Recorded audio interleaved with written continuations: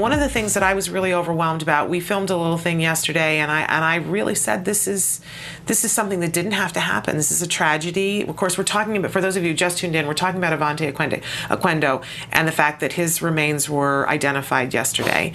It's a very tragic end to a very tragic story. But he walked away from his school. He was in school. His parents thought that he was safe and he was well cared for, and he walked out the door. It wasn't the first time that he had eloped.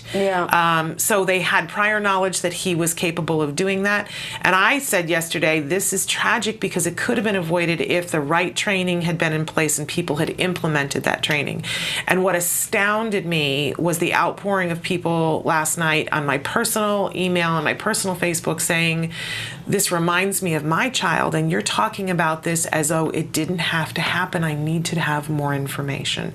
So I'm so grateful that you're here this morning, and I want to take a couple of minutes here at the start of the show to have you talk to us about bolting, wandering, eloping, all these things that we call when our children leave where they're supposed to be. Of course, I always remind everybody that we can't give child-specific advice ever in this environment. Right. But Dr. Granpeesheh can talk to us about why these things happen, and that we shouldn't just be at the mercy of them and say, well, I hope my child is safe today, right? Right. This is it's a terrible thing that has happened. It really is. I mean, it's terrible for everyone.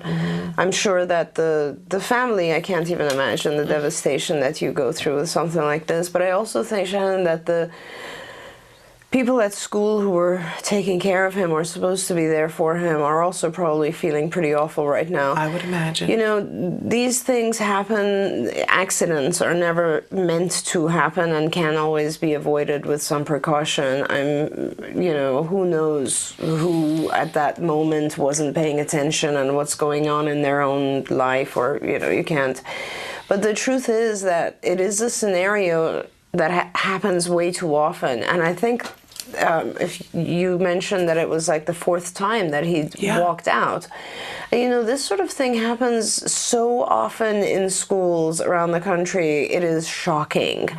And obviously people who are in these schools know that our children can't express themselves, that they have a tendency to just wander off, they're curious, that they don't have fear, that they don't understand safety. So I think more than the fact that just a lot of training should have occurred, what's more shocking, I suppose, to me, is that there wasn't an alarm system in place or a lock. Most of the time, so here for our viewers who, if you are concerned for your own child, you need to make 100% sure that your school is safe. And by that, I mean a few different things. One is, a lot of schools now, because I have therapists who go to the schools all the time, will require you to check into the office. In fact, you can't really gain access to the inside of the school unless you go to the office and get your name signed in and get a badge or whatever it is. But what's much, much, much more important and much, much more likely than a person coming in, they do all of that so that they can prevent someone from coming in and abducting a child. Right. Okay. Is that more likely, or is it more likely for our children to run away, which I think often the second one is more true prevalent. And so it's important that the schools have a lock system on all the gates, on all the doors, and that either the staff have magnetic card access, or key access, or combination lock access, and that's it.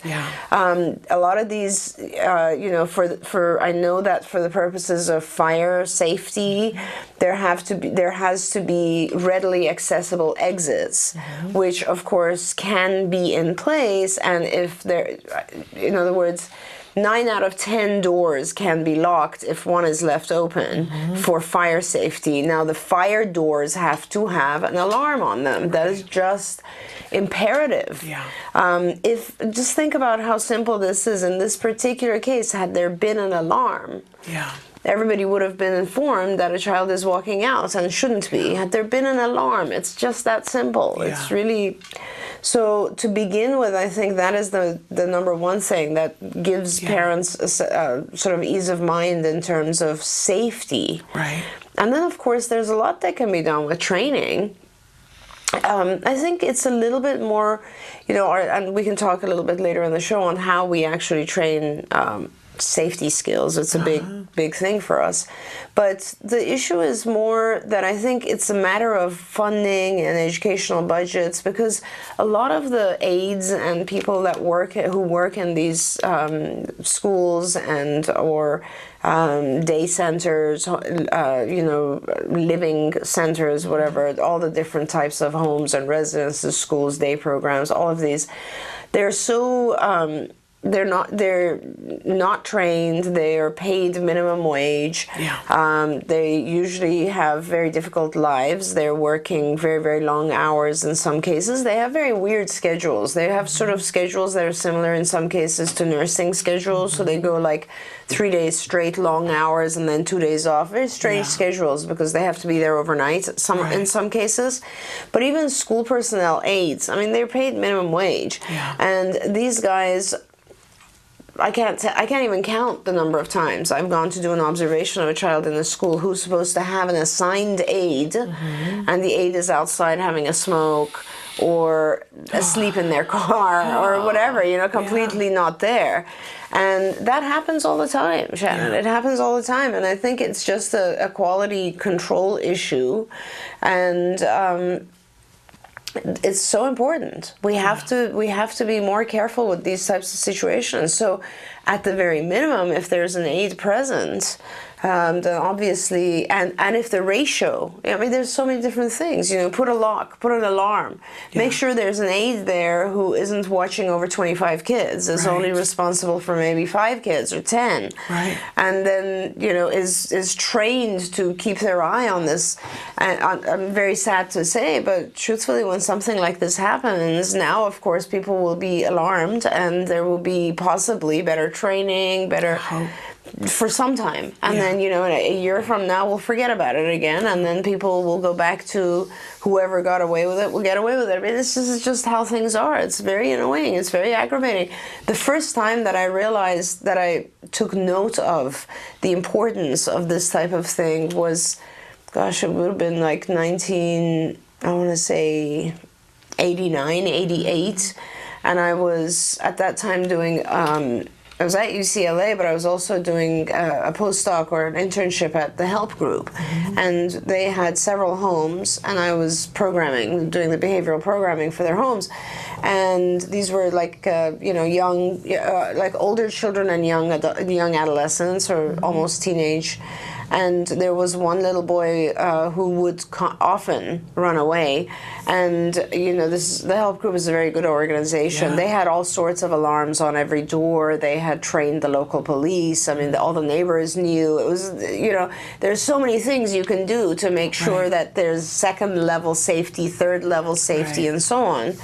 And it made me realize at that time, oh my gosh, this is critical. Like, this is such an important issue. Yeah. So going back to, not wanting to just put all of this on the school, but honestly, there's so much that they could have done. And second, and, from the perspective of a parent who's really cautious or worried about this, right now, and for many years, there have been these watches or bracelets that actually act as like a LoJack type device, so that you just place it on your child cannot remove it. They cannot remove it. They also have ankle bracelets. And this then allows you at any given time to look and find the location of your child. Yeah. I mean, I often say, if it's safe for us, and I don't want to compare this, but I've thought about this for my own children. We're always worried about our kids, and especially when they're young and in this world. Yeah. I've always said, like, how do we place microchips in animals, but we don't even, and it's safe? Right. Why do we not do something like that? I know it sounds very like 1984-ish, but Why not? I agree with you, and I know that there are critics who say, "Oh my goodness, this is horrible."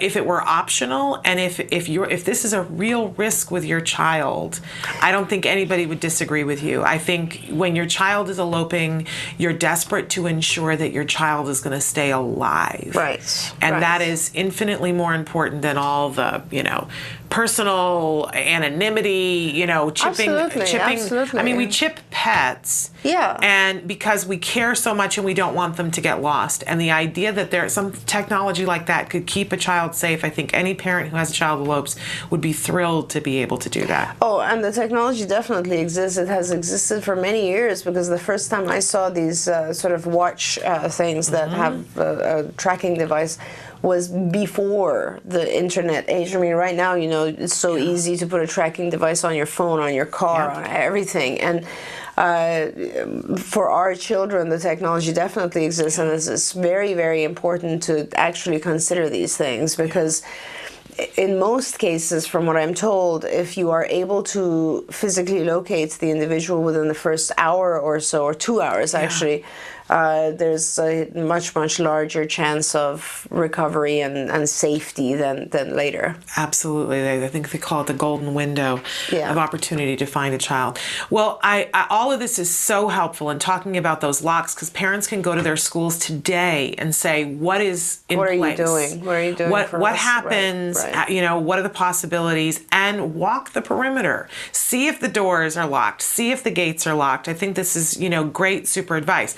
But as you said, there's another side of this. So I want to take a break and come back and talk a little bit about how we work long term, because working on elopement, and correct me if I'm wrong, is not something that you fix overnight. No, it's not. But it's something that you can work on so that over time you can lessen how often this is likely to happen. So we're going to take a break and come back with Dr. Granpeesheh, and of course we'll be taking your questions as well. Stick with us. Welcome back to Autism Live and to Ask Dr. Doreen. We have with us Dr. Doreen Granpeesheh, a true expert in the field of autism and a visionary in the field of autism. And you've been talking with us today, giving us some real life practical things, tools that we can use in light of this Avante Equendo tragedy that we've all been mourning the last 24 hours, things that we can do to ensure that this kind of thing doesn't happen again. We've already talked about what kinds of technology has to exist, in the schools, but you also mentioned that we can be working on the behavior.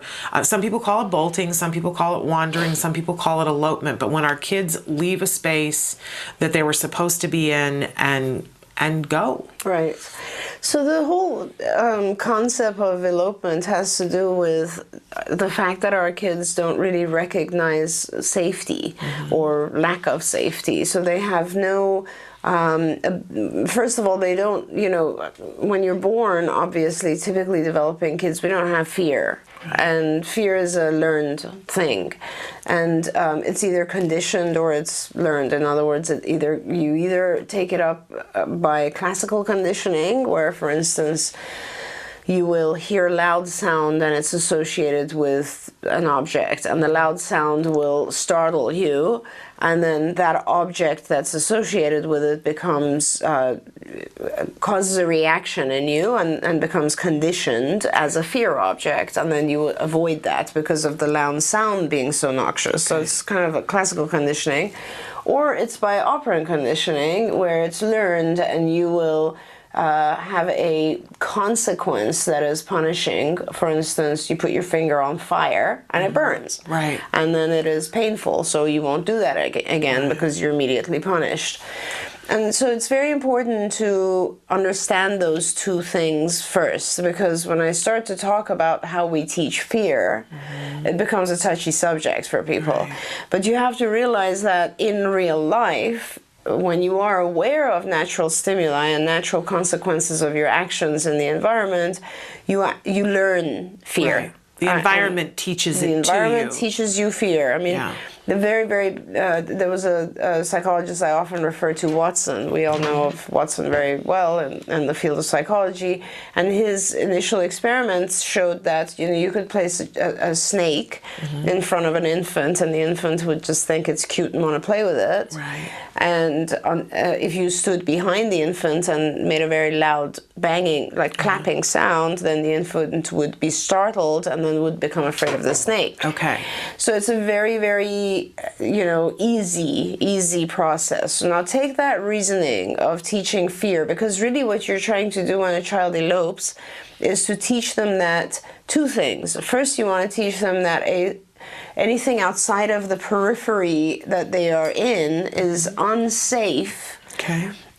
And you don't want them to feel that at all times, because when is it safe? It's safe when they're with an adult, right? So it's unsafe if you're alone. Okay. And it's safe if you're with an adult. And those two things have to be taught kind of together, because if you teach a child it's just unsafe, then you're going to develop sort of an agoraphobic child, like someone who really doesn't want to leave the periphery. Right. But if you at the same time teach the child, no, it's okay, but you have to go with me or with an adult, then our children are very intelligent, and they will learn that, okay, so I can go out, but I always need to make sure there's an adult with me. Okay. So now that portion of it, teaching that aspect of it, is pretty easy.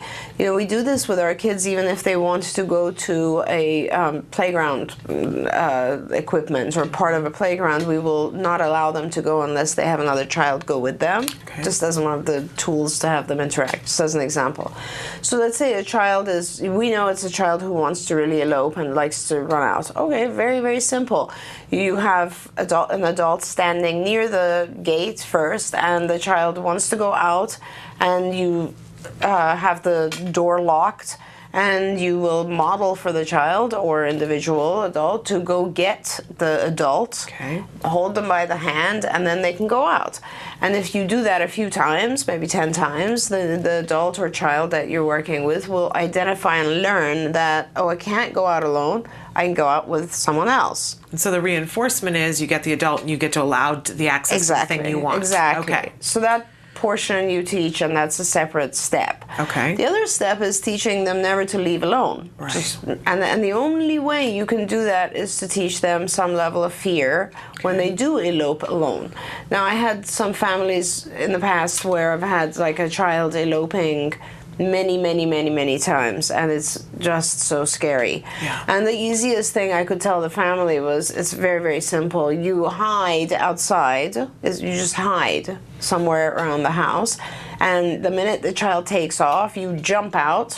You scare the child, you yell at your child, you do whatever you want that is fear-evoking or in some ways punitive, and you take the child back in. Okay. And then at a different time, when the child is not attempting to elope, you actually take the child by the hand and go walk. So you're teaching the discrimination. It is good, we can go out together, but you cannot go out alone. Okay. And that is, it's sort of, it's such a natural thing. When my kids were younger, I remember one time my little one, Charlie, was, I don't even remember how this came about, but we were at like a parking of Rite Aid or something, and she came out of the van. We had a minivan. She came out of the van and she was trying to play with me, and I think she would have been maybe 2 or something.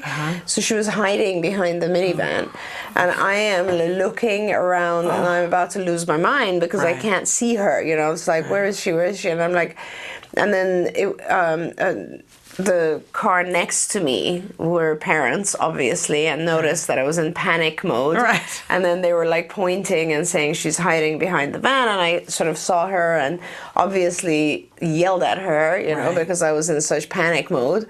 And she remembers that even today. Wow. And, but she realized 2 things, I think, during that time. One was, it's not a good idea to scare mommy when I'm outside or something. Right. And the other thing, and that's a certain level of empathy. Yeah. And the other thing is, I think she learned just to make sure that I know of her whereabouts. Right. And that is a really important lesson for our kids.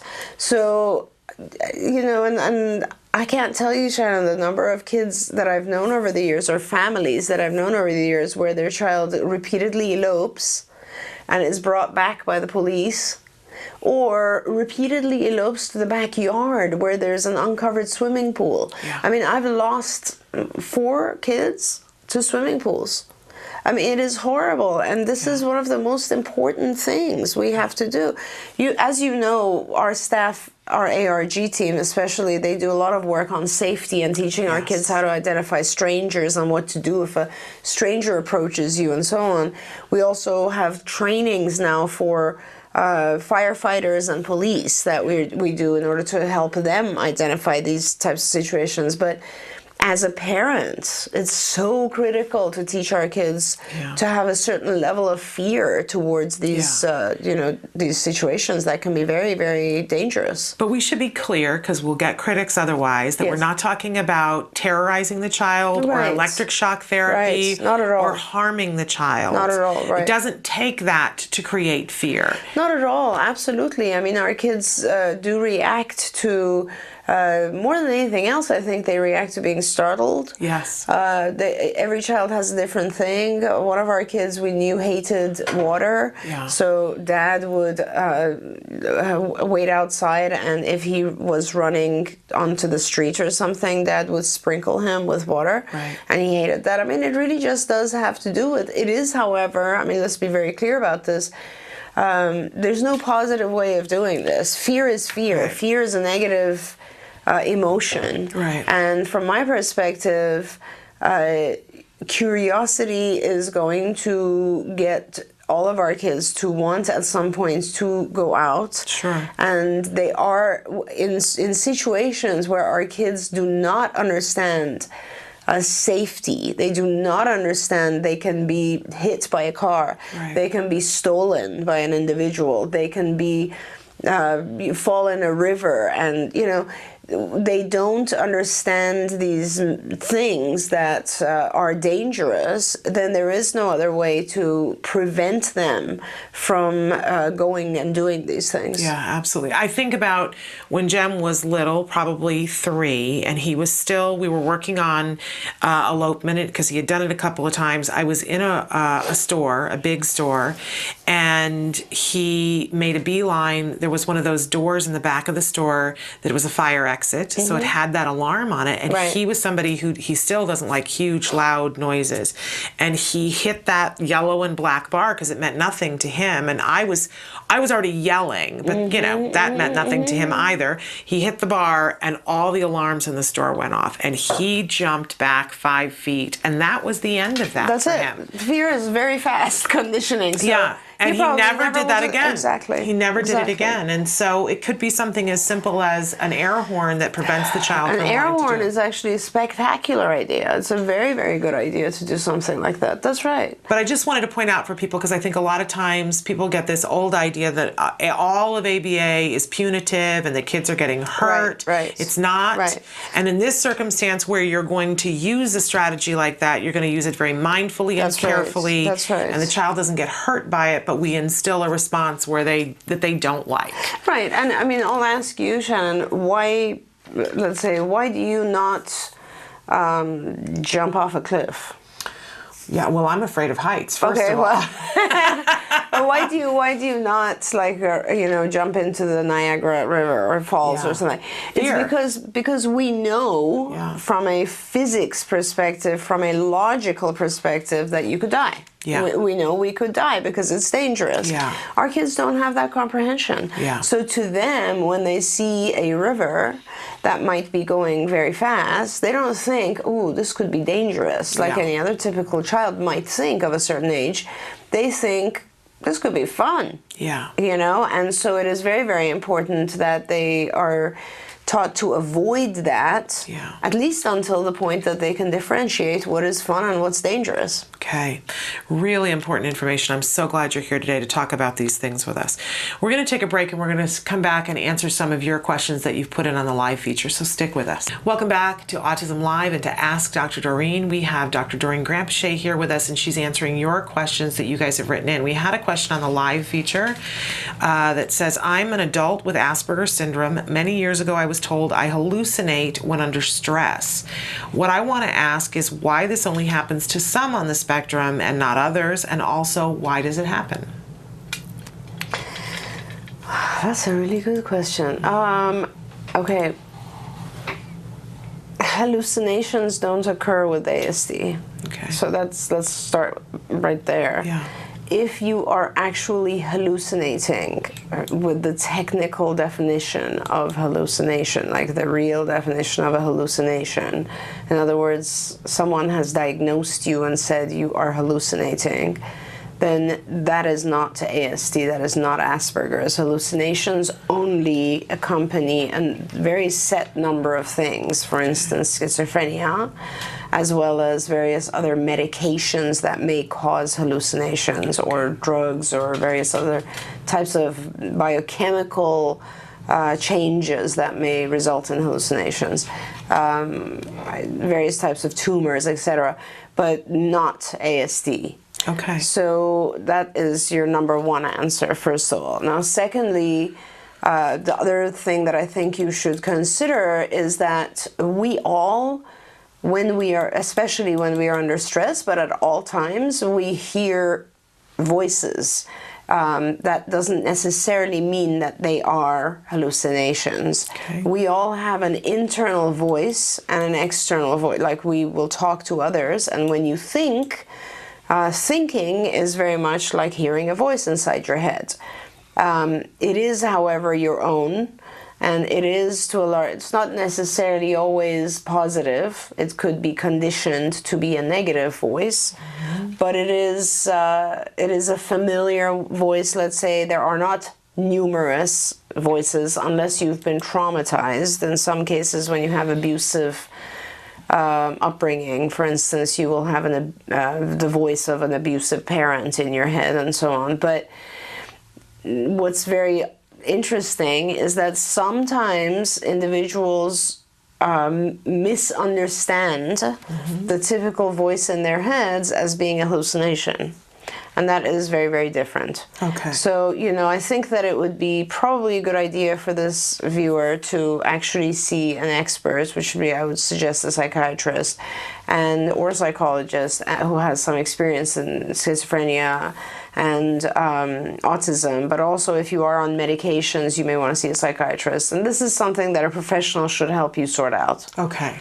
All right. Great advice. Very, very interesting. We had a follow-up on the question that we had last week. Somebody had written in from England and wanted to know what affect meant, because it's she has a new baby, but she's studying to be a BCBA, hoping to be a BCBA. And somebody did a follow-up on it saying, what is an expected affect for a child on the spectrum? Understanding that there is a variable, but what is usual, and when do we know if a diagnosis might be incorrect? Thank you. Yeah, that's a really good question. I love that question, because historically a lot of people have thought that kids with autism have very flat affect, and this isn't true. Flat affect meaning they don't really show emotion. Right. And I don't think that's true. There's no point in going back historically, but I think there was some flat affect in kids when we were working with kids back in the 70s and 80s, but things have changed. Autism is a very, very different, it's molded into a completely different thing over the years. Not completely different, but quite different. And so what I would say is that most of the kids that I see now have very good affect. They're very attached to their parents. They laugh when you do something funny. They're sad when they see you become sad. A lot of the times kids have empathy. There are sometimes kids who are very involved in their own intrinsic universe. They're so very, very just kind of egocentric, and it's not, I don't want to say that in a bad way, they just don't really have the ability to see other people's perspectives, and therefore their own perspective is what takes over, and then in those cases their affect becomes a little bit flat because they become egocentric, and so the world is about them, not other people. But it is actually a question that I often ask at intake, like how does your child react if they see you upset, if they see a sibling upset, or so on. So, that's that portion of the question. The other portion has to do with how do you know if a diagnosis. So to be clear on the first part, I think kids with autism have commonly pretty normal affect. Okay. With when you look at a diagnosis, it's very hard to base, to think that your diagnosis might be wrong just because your child has really appropriate affect, and they said that autism shouldn't. Right. Okay. Affect should not really play a big role in diagnosis. Okay. The diagnosis has to do with just skill delays, really. It has to do with the fact that the child is delayed in language and communication, is therefore delayed in a lot of social aspects of behavior, that the child is more interested in sort of rote repetitive types of stereotypical behaviors rather than interacting typically. So when you're looking at kids, they're not developing play, they're not developing communication with peers. It's never been hard for me to diagnose autism because I see it as such a, first of all, I know kids with autism better than typically developing kids, but it's not a mild thing. It affects a lot of different systems, and it causes alarm and concern in regards to many different areas of development. Okay, so if we were to say that having a flat affect could end up being a part of autism, a diagnosis, but having an affect that was typical would not disqualify you from getting an autism diagnosis. That is the perfect way to say it. Okay. That is a wonderful say. Yeah, so flat affect could also, though, lead, become a part of many other diagnoses. Okay, good to know that if you have flat affect, if you have very flat affect, or a child has flat affect, I would be concerned. Okay. All right. Good to know. I love that. Okay. Here's one that I need your help with because I don't even remember what the jargon is. So how much is usually approved by a district to conduct an IEE? I don't remember what an IEE is, unless you're talking about an IEP. And do they give a cap in hours, or does it vary? And maybe they're asking about maybe what you're actually asking is to do an FBA, because a lot of times we'll recommend that if somebody's having a problem with their child, they're getting notes coming home, that, ask for an FBA. Yeah. I've never heard of an IEE. Okay, so I'm glad. guessing that it's an IEP. Okay. And then, so the question is, how much time is usually approved by the district to conduct an IEP? And do they give a cap in hours, or does it vary? Yeah, you're right. It can't be that they're asking about an IEP. I think the individual's probably asking for like an FBA or maybe an assessment. Yeah. I'm not sure. The district's not allowed, just to generally answer this, the district is not, legally it's not appropriate or allowed to put a cap on this sort of thing. It has to do with your child's needs. Okay. So if your child has multiple issues and they all need to be assessed, then the district will have to fund different things. Like typically, I think we will get something like, I'm not even sure districts fund FBAs anymore, functional behavior assessments, because they'll do them themselves. They usually have someone who will do it. But if we are funded, we will probably get somewhere between around 16 hours for an FBA. I don't remember now. I'm just maybe 8 hours to conduct it, 8 hours to observe and write data and write a report. I'm not sure. That sounds like pretty much typical. On the other hand, other assessments are completely different, right? I mean, districts don't fund other assessments, insurance companies do. Okay. And other assessments, you might have an IQ test or a cognitive test that might last 2 days. Yeah. You might have language testing that's half an hour. So it's hugely variable. And depending on what the needs of the child are, the district has to accommodate. Yeah. And I will say, too, in case there's another component to this question, if you've requested to have an IEP for your child and they've been doing the assessments, there are state-by-state requirements about they can't drag it on forever. They have to do that within a set amount of time to accomplish it so that your needs are met. They can't say, oh, well, we're going to do the assessments and we'll get to it next year. They can't do that. It is state by state. You would want to talk to a special education attorney. Most of them will give you a free consultation for a half hour, an hour. You could ask those kinds of questions of a special education attorney in your area, or also check with your local support group and ask somebody else about, what are the rules? How much time after I've asked for something in writing do they have before they have to deliver it to me? Because that's good information to know. And advocates, especially. Yes. Sometimes attorneys are very busy or more expensive, advocates are fabulous. I mean, advocates know a lot more actually in a lot of cases because they really study on all the rules and they know what's going on.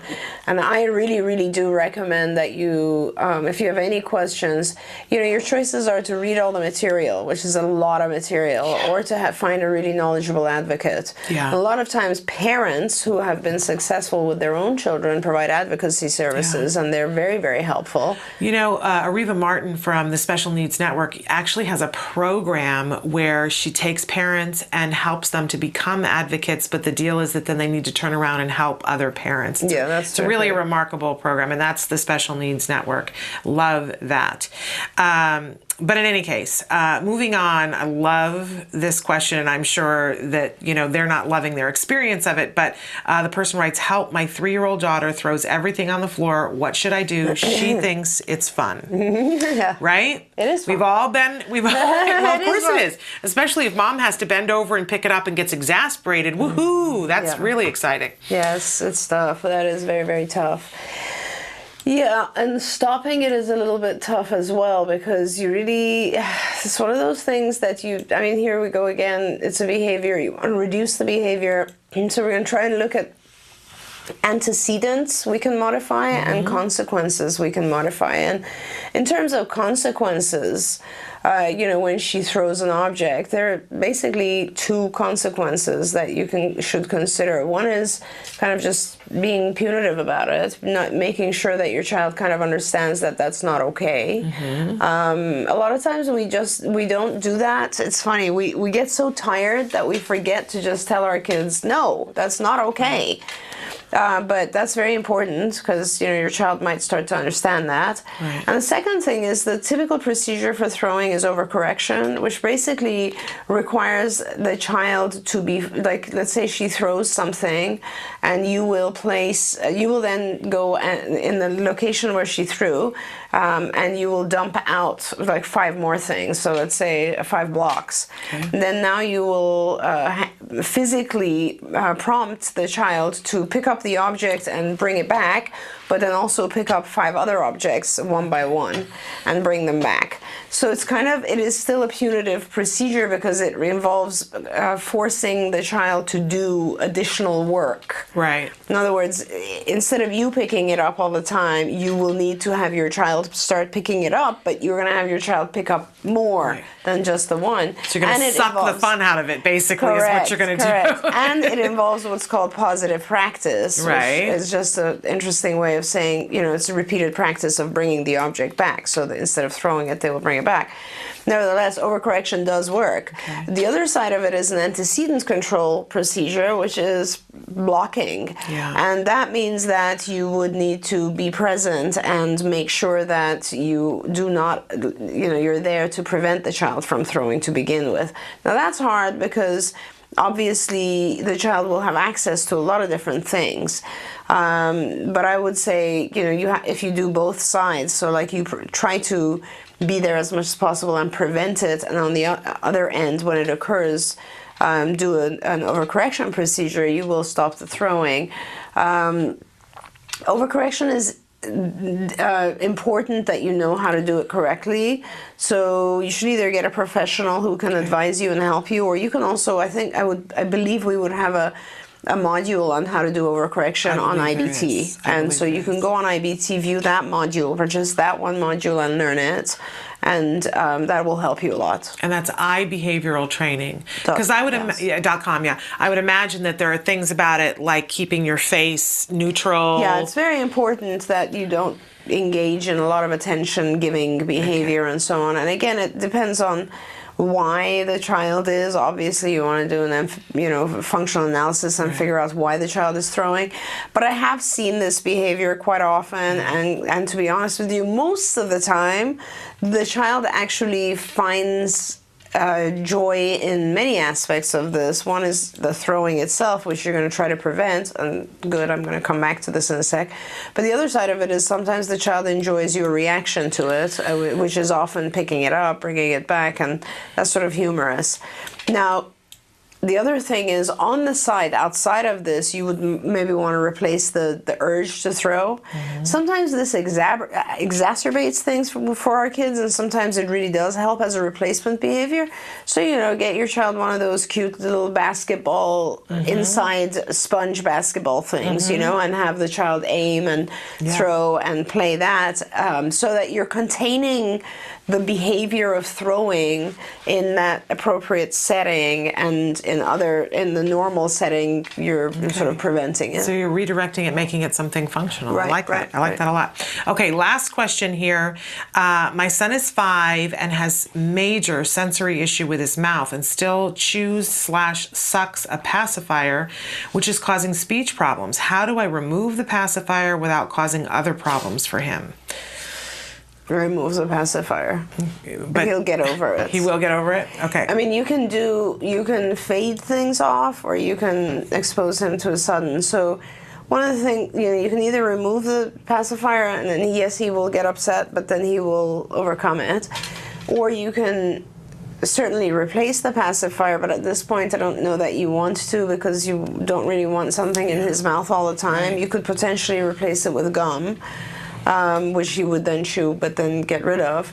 And if you want to shape away the use of the pacifier, then you can start to cut very small chunks of the pacifier, very, very small. So the tip of the pacifier, you will just take a small piece off. Okay. Then 2 days later, you take another small piece off. And then before you know it, it'll be small enough where your son won't even like it anymore. Okay. Interesting. That would never have occurred to me. Okay. Well, and so since that was so quick, I've got time for one more. Sure. My 12-year-old is still struggling with shoe tying. Help. Oh gosh, there's a really good. I forget the name of it, but that's just so. First of all, if your child doesn't have fine motor issues, so of course you need to make sure that from a fine motor perspective he's able to do it. Okay. Then that is a procedure that is a thing that you would teach through the procedure of backward chaining, which was our jargon yesterday. Okay, great. Which is great. Great. So you would do it, and first of all, most kids find it easier to do the double hoops in a knot rather than one around the other. Okay. So you will do all steps of this except the last step. So you will make the double hoops, and you will probably put them around and in, and then all your son has to do is pull them tight. Okay. And you'll do that until he's very good at that. Okay. Now, then you'll make the double hoops, and you'll pull them around, and you'll just put the tip inside the knot, and then your son has to pull it out and tighten it. And then he's very good at that. And then you will now make the double hoops, and you'll go around, but you won't actually make a knot. And you'll prompt him, and he will. And now he knows the other 2 steps, which is pulling it through and tightening it. Great. He's very good at that. And now you will just produce the double hoops, and he does all the rest. Okay. And then you will produce one hoop, and he will produce the other. And then you will do nothing, and he'll do the whole thing. Awesome. So that's backward chaining. And awesome. It takes practice. Yeah, and time, I would imagine. Yeah, absolutely. But worthwhile and a lot of reward. to do. You have to give him a lot of reward for Okay. every step that he masters.